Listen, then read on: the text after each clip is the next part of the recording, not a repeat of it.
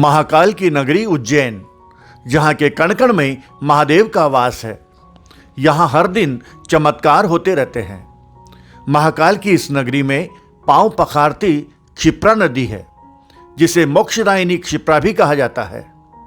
धर्म ग्रंथों के अनुसार उज्जैन नगरी जीवन और मौत के चक्र को खत्म कर भक्तों को मोक्ष देती है।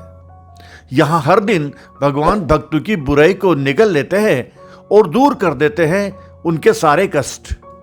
शिव की इसी नगरी में स्थित है एक ऐसा मंदिर जहाँ स्वयं शिव के अवतारी काल भैरव भक्तों को साक्षात दर्शन देते हैं। उज्जैन शहर से 8 किलोमीटर दूर काल भैरव के इस मंदिर के बारे में कहा जाता है कि अगर कोई उज्जैन आकर महाकाल के दर्शन करे और काल भैरव न आए तो उसे महाकाल के दर्शन का आधा ही लाभ मिलता है। काल भैरव मंदिर भक्तों के लिए भक्ति, आस्था और आराधना की वो मंजिल जहां सुबह शाम बजने वाली घंटों की ध्वनि निरंतर किसी चमत्कारी शक्ति का आभास करवाती है। जहां दूर दूर से भक्त कष्टों की चिंता किए बिना चले आते हैं, क्योंकि उन्हें तो बस इंतजार होता है भगवान के साक्षात स्वरूप से मिलने का और यहाँ होने वाले मदिरापान के चमत्कार के साक्षी बनने का।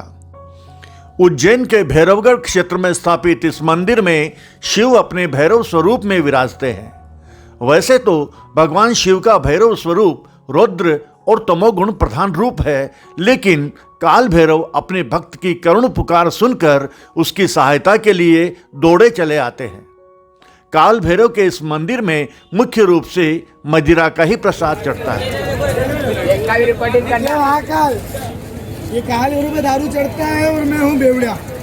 ये बेवड़िया गोलू, ये वहाँ का जय श्री महाकाल। दारू प्रसाद तो जय श्री महाकाल। देश सरकार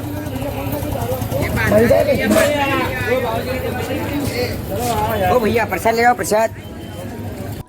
मंदिर के पुजारी भक्तों के द्वारा चढ़ाए गए शराब के प्रसाद को एक प्लेट में उंडेल कर भगवान के मुख से लगा देते हैं और देखते ही देखते भक्तों की आंखों के सामने ये प्रसाद भगवान भैरवनाथ पी जाते हैं। यह ऐसा चमत्कार है जिसे देखने के बाद भी विश्वास करना कठिन हो जाता है, क्योंकि मदिरा से भरी हुई प्लेट पल भर में खाली हो जाती है।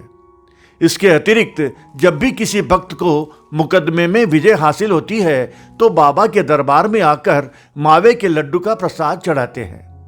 किसी भक्त की सूनी गोद भर जाती है तो वो यहाँ बाबा को बेसन के लड्डू और चूरमे का भोग लगाते हैं।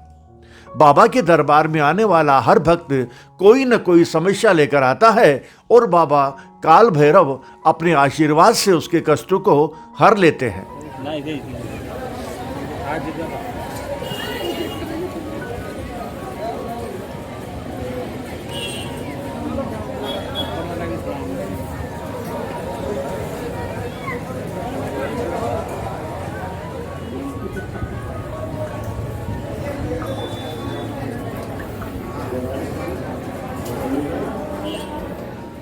बाबा काल भैरव के इस धाम में एक और बड़ी चमत्कारिक चीज है जो भक्तों का ध्यान भर बस अपनी ओर खींचती है, और वो है मंदिर परिसर में स्थापित दीप स्तंभ। श्रद्धालुओं द्वारा दीप स्तंभ की इन दीप मालिकाओं को प्रज्वलित करने से सभी मनोकामनाएं पूरी होती है। भक्तों द्वारा शीघ्र विवाह के लिए भी दीप स्तंभ का पूजन किया जाता है। जिनकी भी मनोकामनाएं पूरी होती है वो दीप स्तंभ के दीप अवश्य प्रज्वलित करते हैं।